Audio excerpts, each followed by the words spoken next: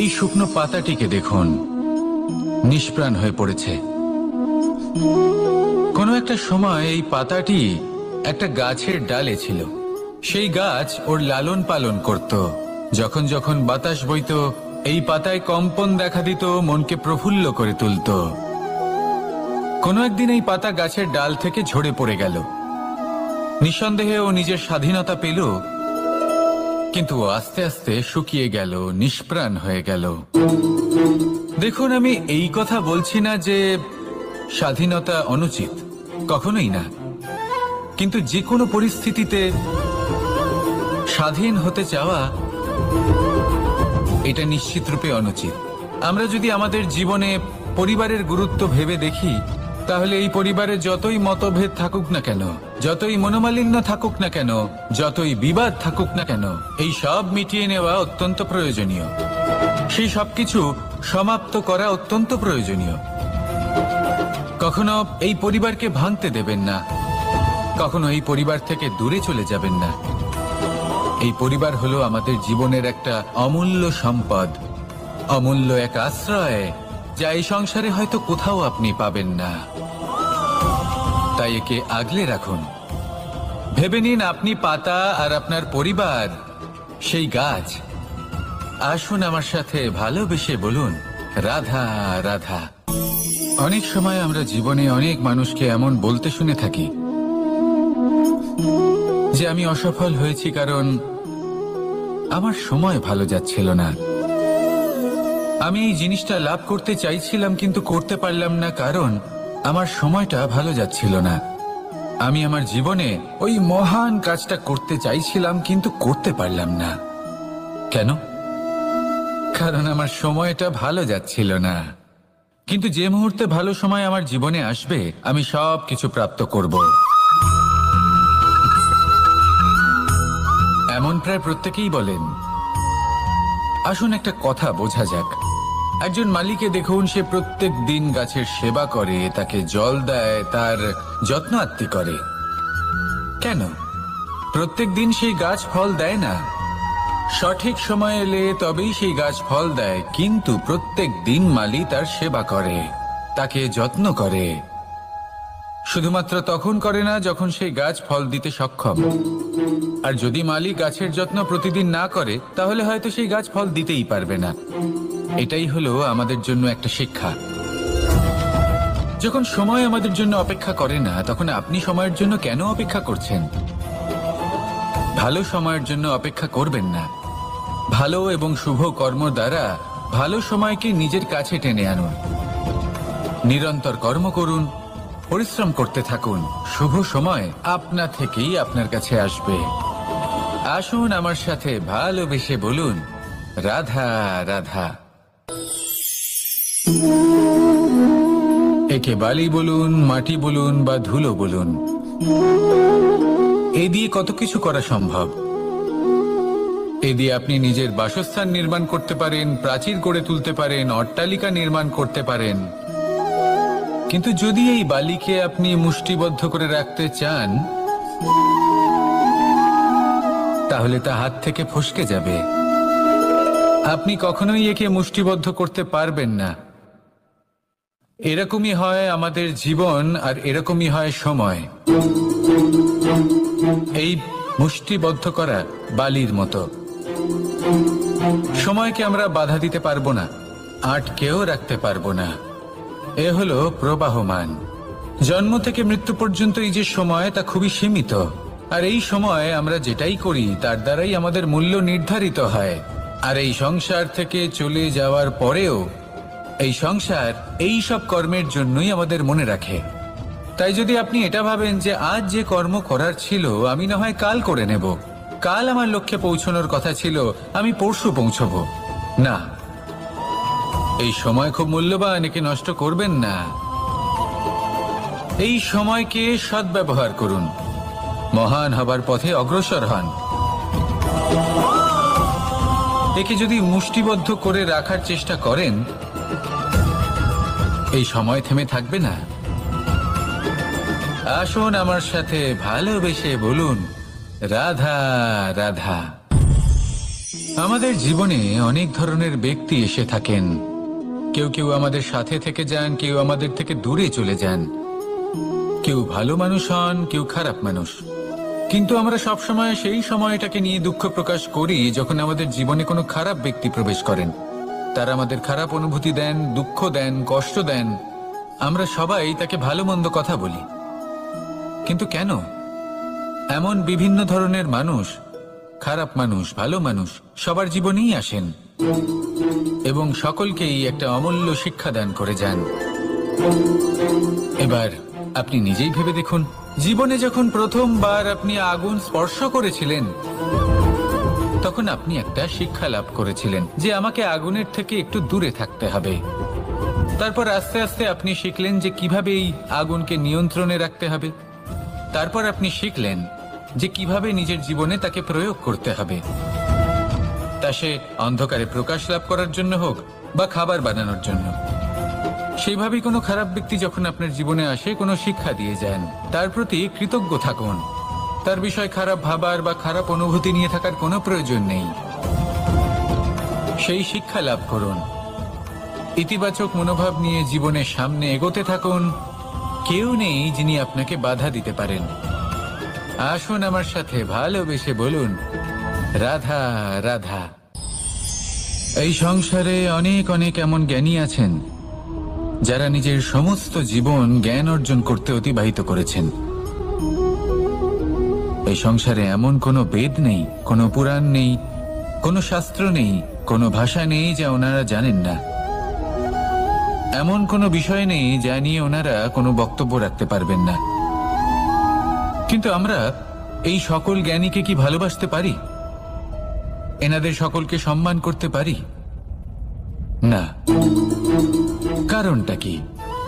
দেখুন, বেদ পড়া একটি আলাদা বিষয়, বেদনা বুঝতে পারা অন্য ব্যাপার।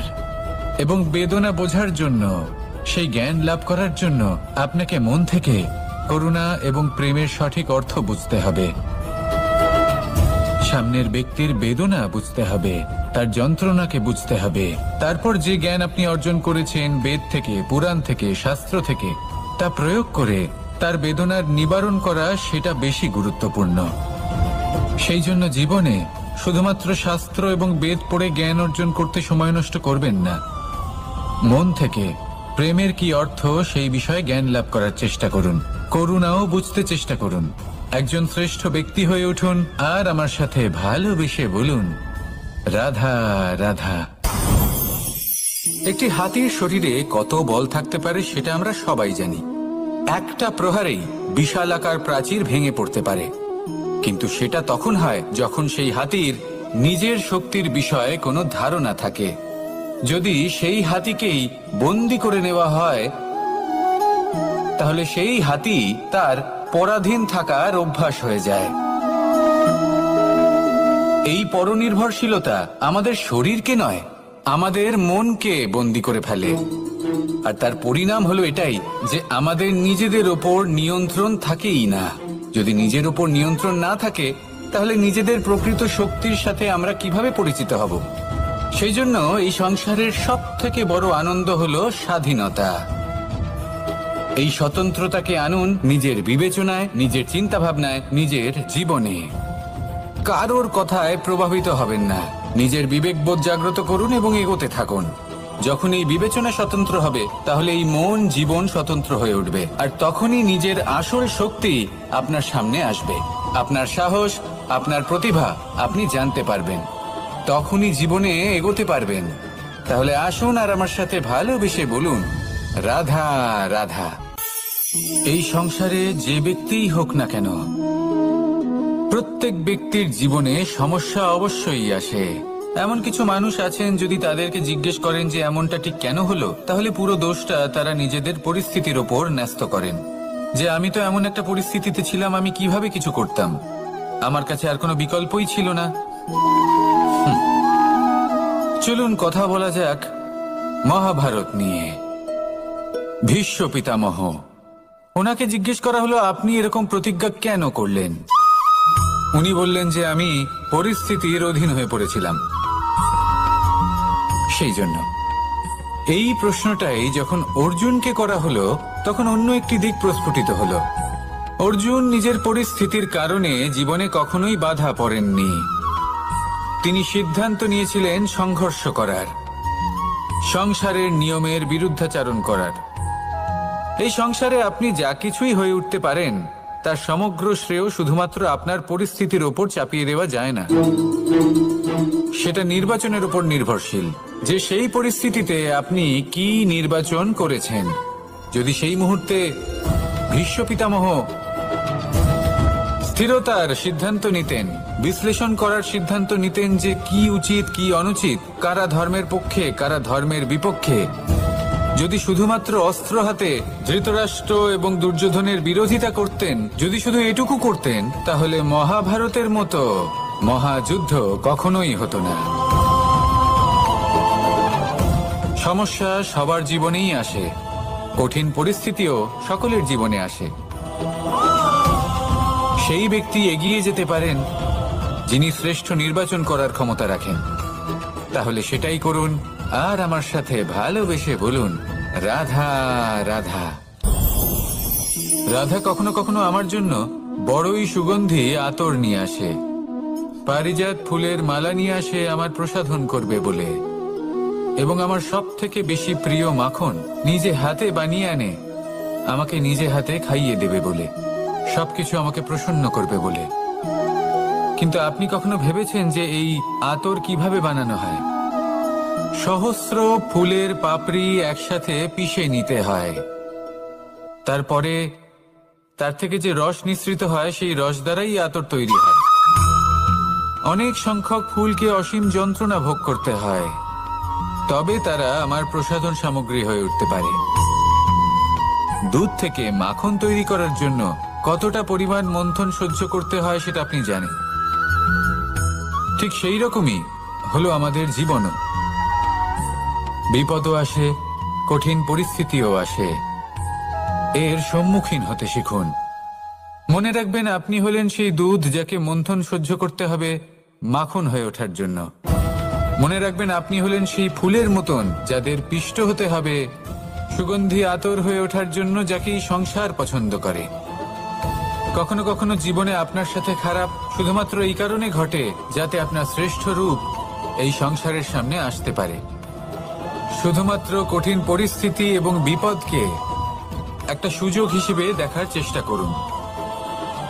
আপনার জন্য এই সংসার বদলে যাবে, সংসারকে দেখার দৃষ্টিভঙ্গি পাল্টে যাবে, আপনার ভাগ্য পাল্টে যাবে, আর এই মন প্রসন্ন হয়ে বলবে, রাধা রাধা।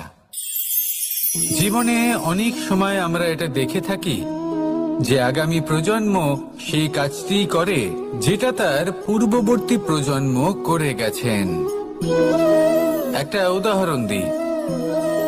তাহলে দেখুন, একদিকে আছে মাতা পিতা যারা আজীবন সংঘর্ষ করেছেন ধন অর্জন করার জন্য, তারপর তারই সন্তান তার সাথে এই লড়াই করে তার থেকে সমস্ত সম্পত্তি ছিনিয়ে নিল।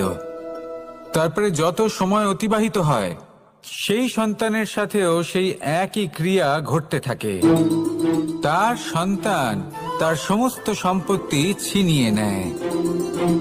তাহলে এমন কি সঞ্চয় করবেন যা পরবর্তী প্রজন্মকে দিয়ে যেতে পারেন সেই বিষয়ে ভাবুন। ভেবে দেখুন, এই যে ধন সঞ্চয় আপনি করছেন এর আসলে লাভ কি?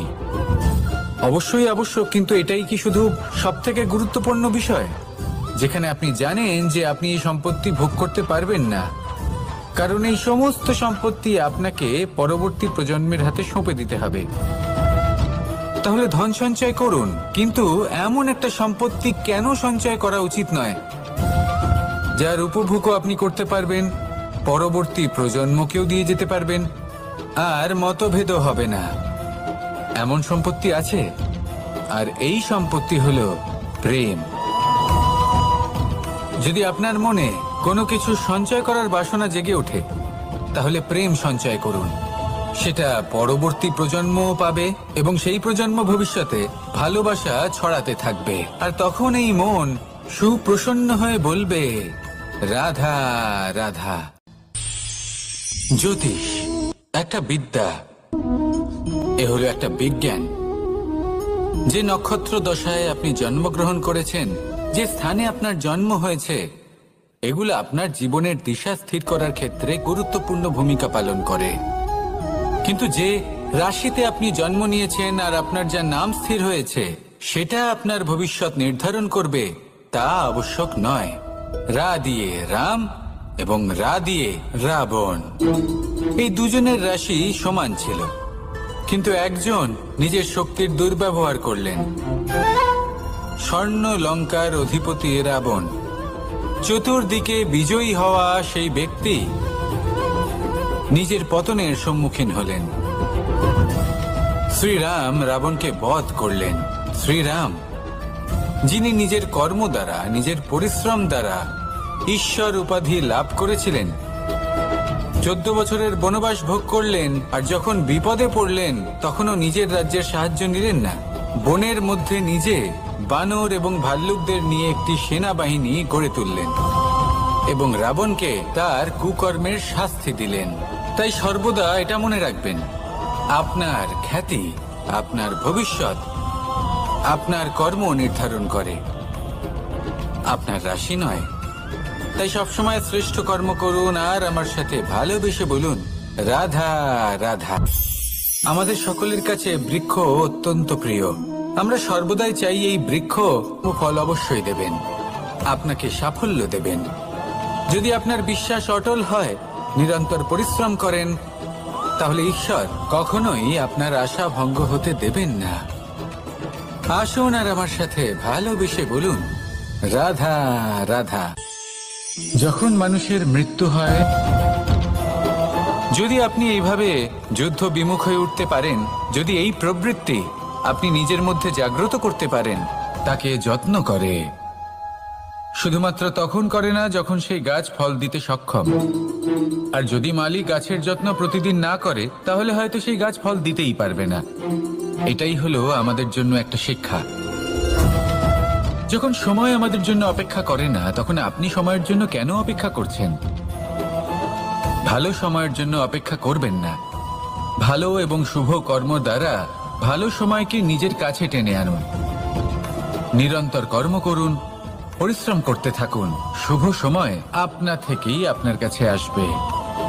আসুন আমার সাথে ভালোবেসে বলুন, রাধা রাধা। একে বালি বলুন, মাটি বলুন বা ধুলো বলুন, এ দিয়ে কত কিছু করা সম্ভব।